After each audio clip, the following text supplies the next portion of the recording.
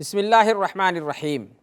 अल्हम्दुलिल्लाहि रब्बिल आलमीन वस्सलातु वस्सलामु अला सय्यिदिल मुरसलीन नबीना मुहम्मद व अला आलिहि व सहबिहि अजमाइन, अम्मा बाद।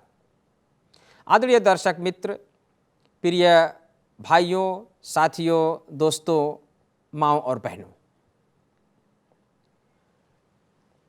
पति पत्नी में से कोई एक यदि मुसलमान हो जाए और दूसरा मुसलमान न हो तो इसका क्या आदेश है इस्लाम में, यानी क्या करे वो। यदि पत्नी मुसलमान हो जाए और पति मुसलमान हो जाए और पत्नी मुसलमान ना हो, पति मुसलमान हो जाए और पत्नी मुसलमान ना हो, तो ऐसी स्थिति में हम महिला के धर्म को देखेंगे। महिला के धर्म को देखेंगे, जो पत्नी है, जो मुसलमान नहीं हुई है, उसके धर्म को देखेंगे। अब महिला या तो यहूदी होगी या ईसाई होगी, या यहूदी ईसाई के अतिरिक्त किसी अन्य मूर्ति पूजा करने वाले धर्म से होगी, या नास्तिक होगी। अब इसके धर्म को हम देखेंगे।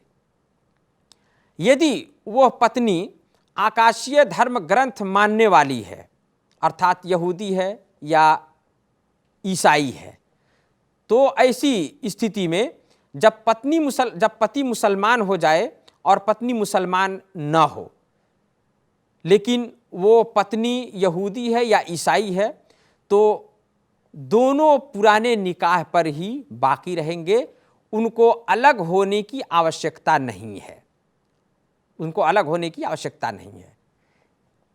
गर्चे पत्नी यहूदी है या जो है नसरानी है, ईसाई है। क्यों?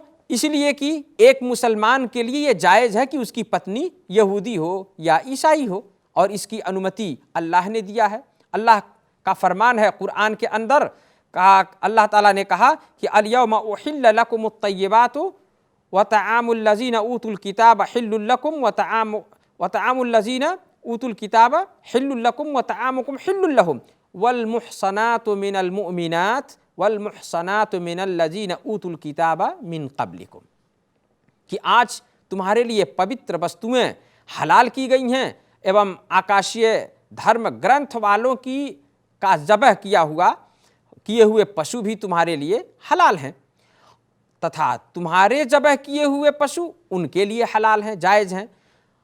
और पवित्र मोमिन महिलाएं तथा आकाशीय धर्म ग्रंथ वालों की पवित्र महिलाएं भी तुम्हारे लिए हलाल हैं। आकाशीय धर्म ग्रंथ वालों की महिलाएं भी तुम्हारे लिए हलाल हैं। इसलिए वो किसी मुसलमान के लिए ये जायज़ है कि वो किसी नसरानी अर्थात ईसाई और यहूदी महिला से विवाह करे। तो जब वो पत्नी जो इस्लाम नहीं लाई है, यदि वो ईसाई या यहूदी है, तो उसके लिए जायज़ है, उन दोनों को अलग करने की आवश्यकता नहीं है। हाँ, लेकिन पति का ये दायित्व है कि वो उसे अपनी उस गैर मुस्लिम पत्नी को, जो नसरानी है या यहूदी है, उसको समस्त उपलब्ध साधनों का प्रयोग करके उसको इस्लाम की दावत दे, उसे समझाए, इसलिए कि भविष्य में भी और भविष्य में उसकी, ताकि वो सहयोगी बने। और सही जब मन और हृदय मिलेगा, आस्था और विश्वास मिलेगा, तो एक उत्तम पारिवारिक जीवन की स्थापना होगी। इसीलिए उसके लिए ये होना चाहिए कि वो बुलाए उसको, उसकी जिम्मेवारी है, उसका दायित्व है।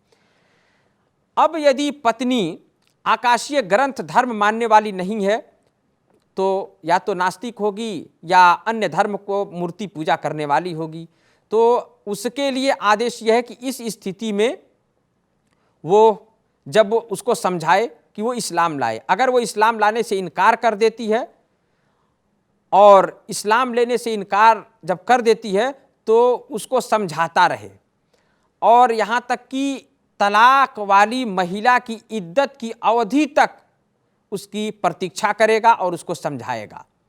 और जिसका विवरण इस अनुसार होगा कि इद्दत वाली महिला का, या वह महिला कि जो हिंदू है या गैर मुस्लिम है और ईसाई और यहूदी भी नहीं है, तो ऐसी महिला को इद्दत, तलाक वाली महिला की जो इद्दत होती है उतनी अवधि तक उसके पास समय है। उसको अगर वो मान लेती है, अगर वो समझाता है, दावत देता है, मान लेती है, तब तो उसी निकाह पर बाकी रहेंगे। यदि नहीं मानती है तो उसके लिए इद्दत वाली महिला, यानी 3 जो प्रावधान है इद्दत वाली महिला का, वो ये है कि यदि वो गर्भवती है तो उसकी इद्दत ये होगी कि जैसे ही वो बच्चा पैदा होगा वो उससे जुदा हो जाएगी, खत्म हो जाएगी। अगर इस्लाम नहीं लाई तो निकाह भंग हो जाएगा। दूसरी जो है स्थिति ये हो सकती है कि वो महिला माहवारी वाली हो और या गैर माहवारी वाली हो, जिसको महीना आता हो। महीना यदि आता हो तो उसकी इद्दत 3 पवित्रता की अवस्था है, 3 पवित्रता की अवस्था है। अर्थात वो अपवित्र हुई फिर पवित्र, पवित्र थी अपवित्र हुई फिर पवित्र हुई, अपवित्र हुई यानी नापाकी, और माहवारी आया और फिर पवित्र हुई। इस प्रकार 3 बार माहवारी आए और तीसरी बार जब वो पवित्र होगी और उस वक्त भी अगर वो इस्लाम नहीं लाई तो वो इससे निकाह उसका टूट जाएगा। इसी प्रकार यदि वो महिला ऐसी महिला है कि जिसको माहवारी नहीं आता है, तो ऐसी स्थिति में उसका क्या आदेश होगा? तो उसका आदेश 3 महीना होगा। उसका आदेश 3 महीना तक वो तलाक की इद्दत वाली महिला मानी जाएगी और 3 महीना के बाद वो उससे अलग हो जाएगी, चाहे वो बीमारी के कारण उसका माहवारी ना आता हो या वृद्धा अवस्था के कारण उसको माहवारी ना आता हो। तो ये तलाक वाली महिलाओं के लिए सिस्टम है। अब अगर यदि विवाह किया लेकिन उस महिला सिर्फ विवाह संपन्न हुआ है और उसके साथ संभोग नहीं किया है, तब तो उसकी कोई इद्दत नहीं है। यदि वो इस्लाम में आती है तो ठीक, नहीं आती है तो उससे संभोग करना हराम और वो अलग हो जाएगी। इसी प्रकार अब जब भी उसको समझ में आएगा और वो इस्लाम लाएगी तो ये फिर से उसको 3 महीना लेकिन गुजरने के बाद अगर वो इस्लाम लाती है तो तजदीदे निकाह यानी नया निकाह के जरिया फिर उसको अपनी पत्नी वो बना सकता है, अपनी पत्नी बना सकता है। इसी प्रकार वह महिला कि जो इस्लाम ला ले और उसका पति इस्लाम ना लाए, महिला जब इस्लाम लाए और पति इस्लाम ना लाए, तो इसके विषय में कुछ विशेष आदेश इस प्रकार हैं कि यदि काफिर पति पत्नी एक साथ मुसलमान हो जाएं तो वो अपने पुराने विवाह पर ही बाकी रहेंगे, जब तक पति ऐसा संबंधी न हो जिससे सदैव के लिए विवाह अवैध है। इस्लाम में जो हराम किया गया वैसी रिश्तेदारी ना हो, जैसे उसका भाई, चचा, मामू आदि। किंतु जब पत्नी मुसलमान हो जाए और पति इस्लाम लाने से इनकार कर दे, तो पत्नी के मात्र इस्लाम लाते ही विवाह अनुबंध या वैध अनुबंध, संभोग का जो एक वो होता है हलाल था उसके लिए, वो सब परिवर्तित हो जाएगा और वह पत्नी अब उसके अपने इच्छा अनुसार, अर्थात जहां पत्नी को इच्छा अनुसार अब चुनाव का अधिकार होगा, चाहे तो वो उसी दिन उसको छोड़ दे और चाहे तो उसकी प्रतीक्षा करे, इस्लाम की निमंत्रण, इस्लाम की दावत दे, कि वो इस बात का उसको अधिकार होगा कि वो चाहे तो अपने पति के इस्लाम लाने की प्रतीक्षा करे और विभिन्न उपलब्ध साधनों का प्रयोग करके उसके सामने धर्म की वास्तविकता को स्पष्ट करे, उसे बुलाए, अल्लाह से उसकी हिदायत की प्रार्थना करे, दुआ करे। यदि पति लंबे समय तक प्रयास करने के बाद मुसलमान हो जाता है तो प्रतीक्षा की अवधि में होने के कारण वो पहले ही विवाह के आधार पर अपने पति के पास लौट जाएगी।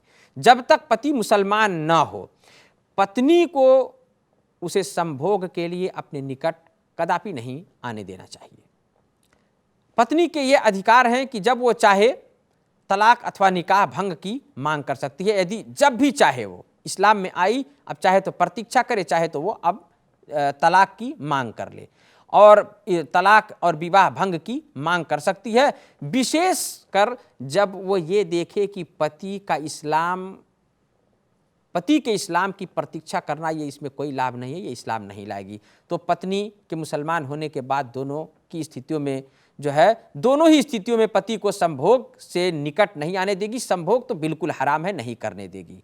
तो इस प्रकार अब ये हुआ कि उसका प्रतीक्षा करेगी इस्लाम लाने के बाद तुरंत।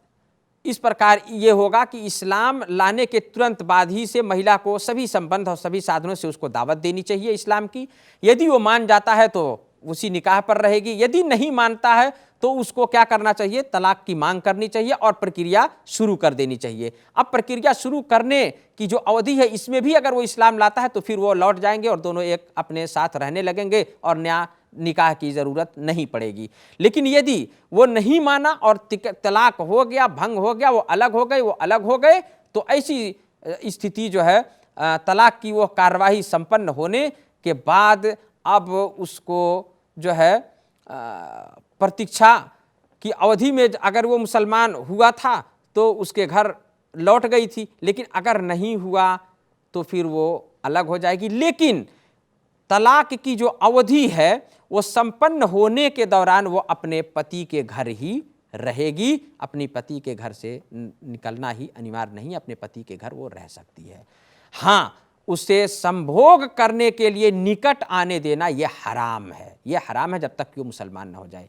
अल्लाह से दुआ है अल्लाह ताला हम सब के जोड़ों को संसार में सफलता प्रदान करे और दोनों को एक महत्वपूर्ण धर्म इस्लाम जो जिसे अपनाने की तौफीक अल्लाह ने दिया है, उसके सबको, उसके घर परिवार को इस्लाम की तौफीक प्रदान कर दे। आमीन।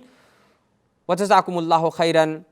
वस्सलामु अलैकुम वरहमतुल्लाहि वबरकातुहु। वसल्लल्लाहु अला नबिय्यिना मुहम्मद व अला आलिहि व सहबिहि वसल्लम।